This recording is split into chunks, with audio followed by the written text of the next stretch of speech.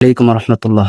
আজকের আলোচনার বিষয় জামাতে ইসলাম এবং কওমি অঙ্গনের মধ্যে যেই আকীদাগত বিরোধিতা চলছে সেই বিষয়ে সংক্ষেপে কিছু আলোচনা করব ইনশাআল্লাহ। তো চলুন আলোচনা করা যাক।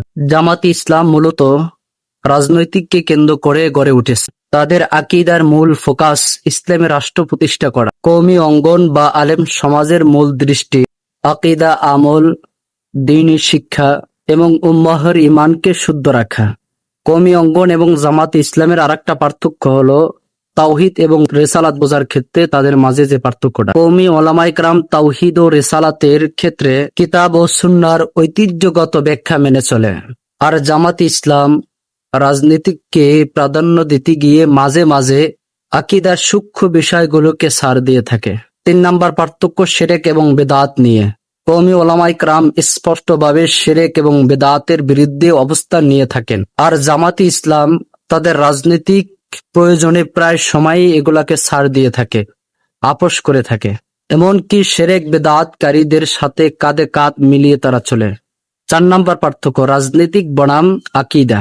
জামাতে ইসলাম রাজনীতিকে দাওয়ার কেন্দ্র বানিয়েছে।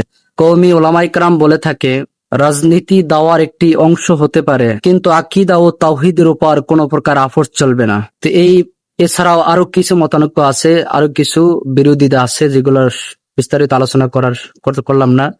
তো ইনশাআল্লাহ আপনারা হয়তো অনেকেই বুঝেছেন।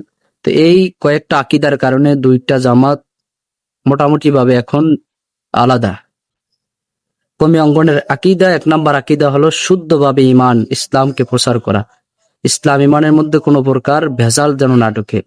আর জামাত ইসলামের আকীদা, তারা ইসলামকে প্রচার করবে, তার মধ্যে বিভিন্ন জিনিস, বিভিন্ন কাজকে তারা ছাড় দিয়ে দিয়ে তারপর ঢুকতে চাচ্ছে। তো যাই হোক, আপনারা হয়তো পার্থক্যটা বুঝে আসছেন। এই ছিল কওমি অঙ্গন এবং জামাত ইসলামের মাঝে বিরোধিতার কিছু অংশ।